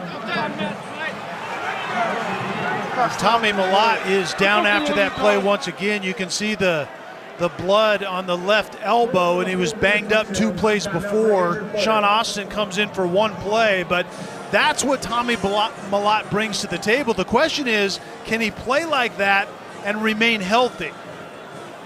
This year he wasn't able to do that, and they're going to have him front and center going forward next season. And you hope, with the way things have gone over the last couple of plays, for the remainder of this game, he can be back out there. Yeah, he definitely has taken his lumps. This South Dakota State defense is a physical bunch. They're athletic in the secondary, and then it's that throw down to the ground right at the very end that the Montana State bench was taking exception with.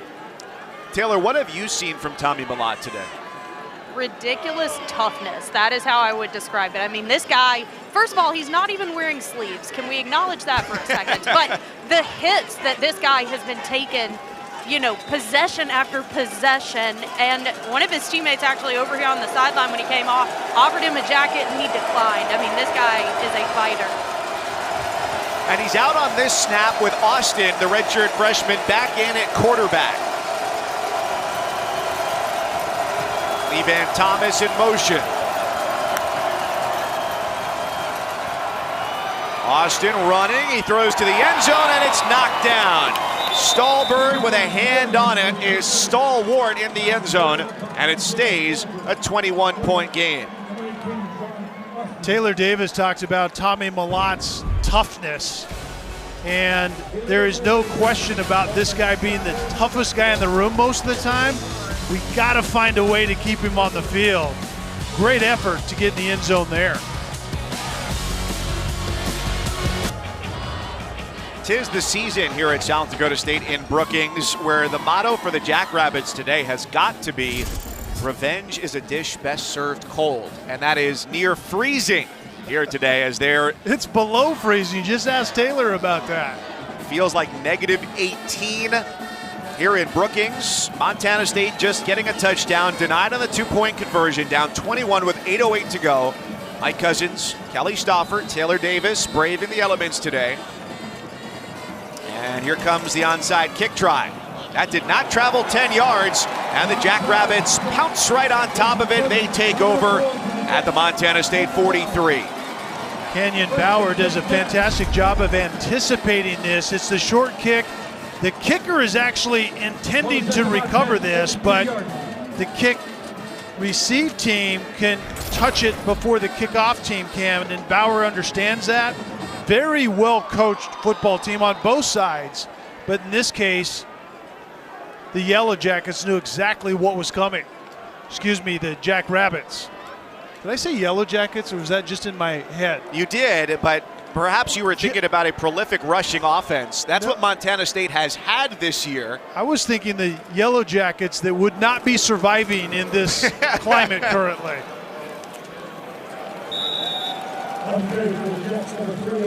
Rudy Voss is in at quarterback, the sophomore from Lakefield, Minnesota. He's only thrown 2 passes this year. He's 1 for 2 through the air. That's not the ask for him here. It's hand it off and take as much time off the clock as possible. Yeah, and stay healthy. Stay healthy up front in particular, and seemingly get out of this game and turn your attention to the team up north. I-25 about 3 hours from here. Flag is down to the 44. False start. Offense, number 87. 5-yard penalty. Second down. Tight end Zach Hines, a penalty they can live with here with 7.5 to go. And you imagine some of this is also informed by the injury history for Mark Gronowski as well. They lost him first series of the national championship game last spring. They want to be as healthy as possible heading into a national championship game January 8th. Yeah, I think that's the order of the day. And to me, Mark Gronowski has been the difference this entire season. It's a talented group that he's playing with, but that young man had to come back from an ACL. That was a nice looking pass by Rudy Voss right there.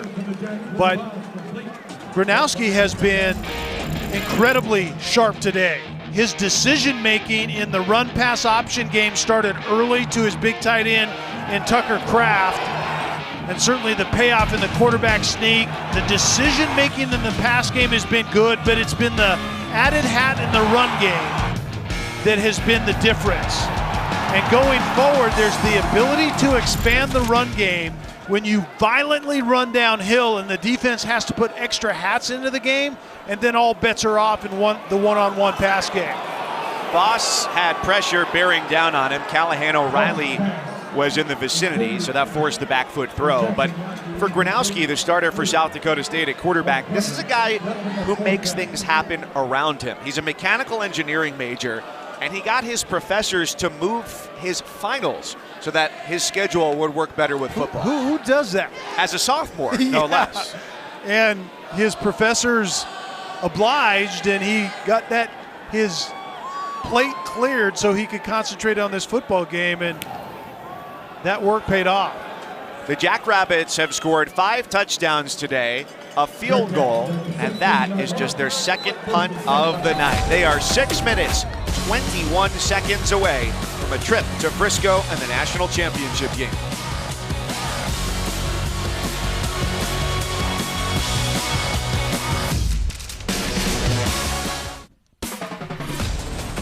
College football excellence comes in all shapes and styles. Last night, North Dakota State did it by completing 1 pass in their win against Incarnate Word to go to the national title game for the 10th time since 2011. And South Dakota State appears as though they will be joining them in Frisco, Texas. SDSU, when they beat North Dakota State earlier this year, October 15th, ascended to the #1 ranking in the country, and they have not relinquished that. They've been there ever since. Sean Austin stays in at quarterback for Tommy Malott, goes to the air and throws right to the sticks on first down, completing the pass to Willie Patterson. And that matchup against North Dakota State, and apparently South Dakota State, is a good one because South Dakota State matches up physically with North Dakota State, unlike many other teams in the country at this level in particular. And Taylor, it was only a couple weeks ago that you saw the Bison firsthand. There was not perhaps the same optimism this year given their injury level, but here they are in the championship game again.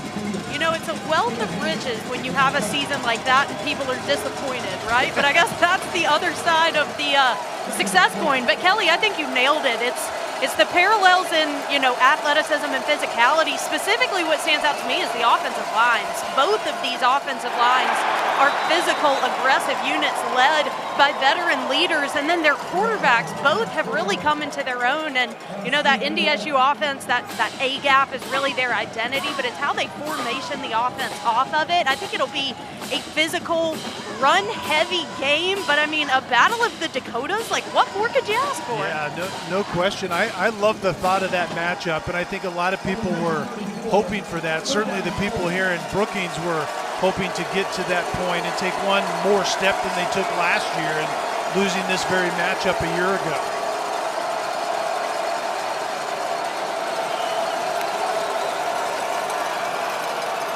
On 3rd and 4, deep shot into single coverage, and it's knocked away. Looking for Coy Steele. First time they've thrown it his way on this frigid day in Brookings. Steele goes on what's called a spray fade from the slot position. You run an outside fade route, but Cale Reeder does a really nice job of just letting the receiver tell you when the ball's coming. You don't have to panic, but because the receiver has to get the catch pocket ready, and so you break that pocket up, and Reeder did a perfect job on that play. 4th down and 4 after the incompletion. A 21-point deficit for the Bobcats. Wind at their back. It's a scramble for it. And we'll see where they mark that, and it is a first down. Taylor, I have a question for you. If you're willing to perhaps make an enemy or just give a very neutral answer here. Goodness. You've been to the Fargo Dome, you've been here to Brookings. Compare and contrast the atmospheres. Okay, that is incredibly unfair because one is inside and one isn't, Mike. So, you know, a dome is never a bad thing. But that's also what I was going to say, talking about parallels for this championship matchup, the fan bases. I mean, let me tell you what, I am so impressed by the crowd that is on hand here in a record cold like we've talked about. Imagine the fans that would be here if they also had a dome, but both fan bases also are like so energized about their football. I mean, think about it. It's essentially their professional teams, right? They care so much. They're educated. There's history at these programs. Both fan bases I have thoroughly enjoyed being around. Can you imagine trying to book a plane ticket for January 6th or January 7th from Fargo or from the airport an hour south of here? Well, the reality is that North Dakota State starts doing that before the season That's right. begins. It's I the mean, expectation. they literally just expect to be there. They buy the tickets. They know they can sell them back to somebody if they happen not to get there. They've won 9 out of the last 12 national championships. And there's this thing called the Bison migration. And once they know they're going to Frisco, which, again, they anticipate, then you can track each other on your cell phone as everyone is traveling from Fargo down to Frisco, which they have made an annual event since the national championship game has been played there. But now South Dakota State gets to join the party. That's going to be entertaining. Unnecessary roughness. Defense. Number 48. 15-yard penalty. Automatic first down. The defensive end, Quentin Hicks, the senior from Wichita, called for the penalty. So while the Jackrabbits have won the last 3 in the regular season against the Bison, including 2 in Fargo, in the postseason, it has gone NDSU's way in these last 4 meetings over the last decade. Now, when South Dakota State was in the FCS title game in the spring season of 2021, their opponent there was Sam Houston State, a 23-21 victor over the Jackrabbits, who have never claimed an FCS national title. Austin can run this, and he does, to about the 12, gain of 5. Well, and coming out of that 21 spring national championship loss, you know, they really lost that game right at the very end, 19 seconds left. So all of last season, this South Dakota State program had those shirts be 19 seconds better They go to Fargo in that semifinal game and end up losing that one 31-17, but it appears that South Dakota State is going to be able to try to get full circle January 7th in Frisco, Texas. Taylor mentioned how great the crowd is here today, and they have been rather vocal heading into the fourth quarter. They played jump around. The building was literally shaking. And that was literally necessary for everyone to be jumping around at that point in time to try to get that blood flowing out to the extremities again. But two very good fan bases, as Taylor Davis talked about. And the largest crowd they've ever had here was back in 2019, north of 19,000 in a win over North Dakota State. So you can only imagine what it's going to be like trying to get your hands on a ticket to go to the title game in Frisco. And once again, Montana State facing a fourth down here on the drive with 3 minutes to go. And South Dakota State just simply matches up well with North Dakota State in a way that a lot of teams don't. So that's why that South Dakota State can go on the road and win in the Fargo Dome earlier this year. And so the rematch in the national title game is going to be certainly something to watch. Austin had plenty of time, but he did not throw it far enough. Coy Steele this time making the catch, only his second of the season, but he's short of the first down marker, and it's a turnover on downs.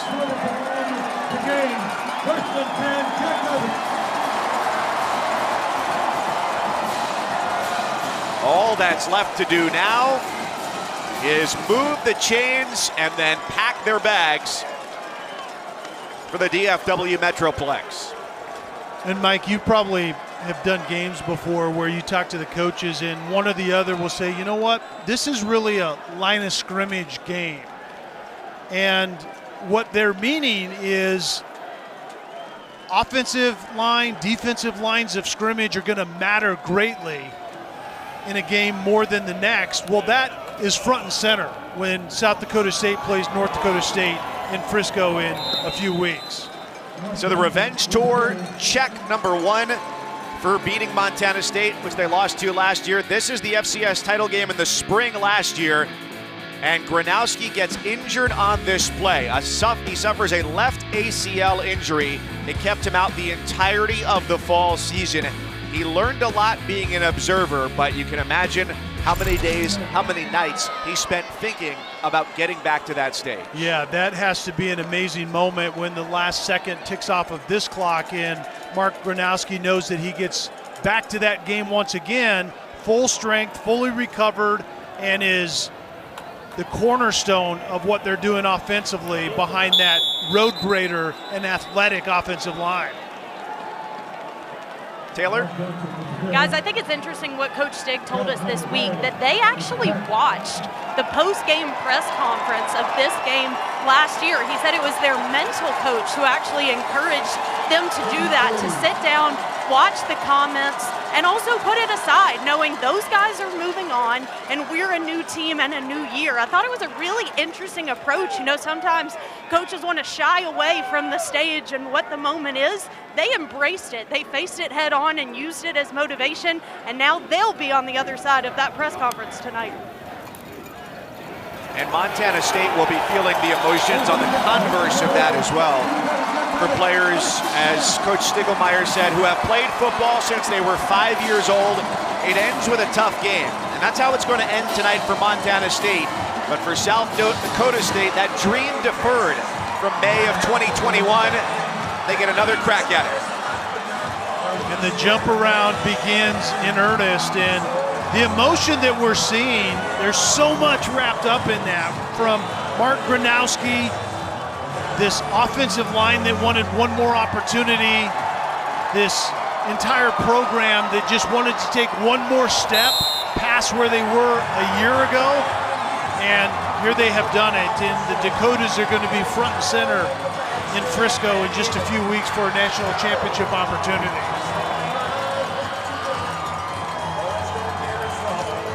Brent Vigen, who was a senior at North Dakota State when John Stiglmeyer took over this South Dakota State program. His team's season comes to an end here on the road in Brookings, South Dakota. Number 1, South Dakota State has been atop FCS since the middle of October. North Dakota, South Dakota. Those two states will have a Texas takeover on January 8th.